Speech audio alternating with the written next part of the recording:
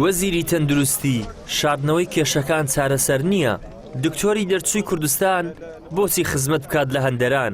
ئەمانە و چەندین دروشمی دیکە وتافی پزیشکانی دەرچووی دانەمەزراوی کوردستان بوو کە لە بەردەم وەزارەتی تەندروستی گرت بوونەوەی ناڕەزایەتیان ئەنجامدا بەهۆی دانەمەزراندنیان. پزیشکانی دانەمەزراو لە کۆنگرێکی ڕۆژنامەوەنیدا داوای دەست لە کارکێشانەوەی وەزیری تەندروستی دەکەن. پێمان وایە هەڵوێز نەنواندن لەبارەیانەوە دەبێتە هۆی داڕمانی کەرتی تەندروستی لە کوردستان. داواکاریەکان بریتین لە یەکەم دەست لە کارکێشانەوەی وەزیری تەندروستی و پێداچوونەوە بە بڕیارەکانی لە ماوەی وەزیرایەتی. دووەم گۆڕینی نەقلی بوو ئەندامانی ئەنجومەنی سەندیکاکانی پزیشکان بۆ کەسانی خاوەن هەڵوێست و بەرپرسیار و دووربین. سێەم دامەزرانی پزیشکانی دانەمەزرا و چالاکردنەوەی سیستەمی پلەبەندی پزیشکان.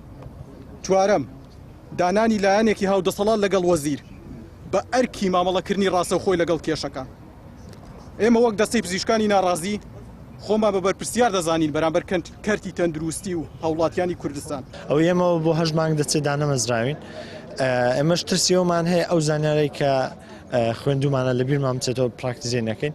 هەم بارێکی دەرونی ناخۆشیش بۆ قوتابیانی دوای ئێمە دروست دەکات کە ئەوانە تەخەڕوجیان کرد و دانەمەزران. ئێمە شاروەکو ئەوان دەبین لەوانەیە خوێندنەکان ئەهمال بکەن.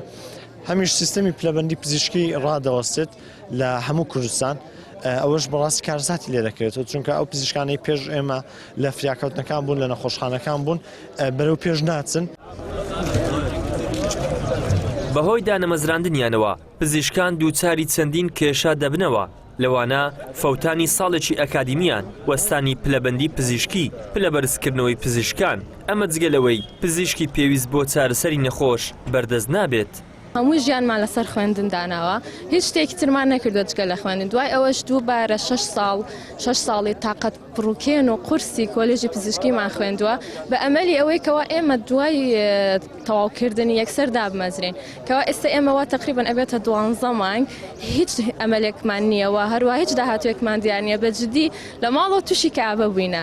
یعنی من دائیمەن هەر سێری ئەخبارەکانەکەم ئیتر کەناڵە تەندروستیەکان ئەرێ بزانم بەس خەبەرێک هەبێ دامان مەزرێنین. یعنی نە ئەوەیە بەڵێن ما پێ بدەین کە من کاکە ساڵێکتر داتانە مەزرێنین. نزیکەی ساڵێکە بەسەر دەرچوونمانەوە تێپەڕیوە و هەتاوەکو ئێستا دانەمەزراوین. ئەوەش هەم کاریگەری لە سیستەمی تەندروستی و لە سیستەمی پلەبەندی پزیشکی دەکاتن، وەروە کاریگەری لەسەر ئێمەش هەیە. پلەبەندی پزیشکی لە ئێستادا ڕاوەستاوە وەک ئاگادارن بە دامەزراندنی ئێمە نەبێت بەرەوە پێش ناچێتن. هەروەها لە غیابی ئێمە نەخۆشخانەکان بە تایبەتی فریاکەوتنەکان کێشیان تێدەکەوی و لەوانەیە تووشی کەمی دکتۆر بن. دەرچوانی بەشی پزیشکی ساڵی 2024 بۆ 2025 ژمارەیان نزیک بە 800 کەس دەبێت. بە پێی ڕێنمایی کارپێکراو پزیشکان لە دوای دەرچوونیان پێویستەدا بمەزرێنرێن، بەڵام تاکو ئێستا دانەمەزراون و ترسیان هەیە وەکو دەرچوانی دیکە دەستیان پێ بکرێت و چارە نووسیان بە ناڕوونی بمێنێتەوە. ئیدریس محەممەد، کەناڵی ئاسمانی پەیام، هەولێر.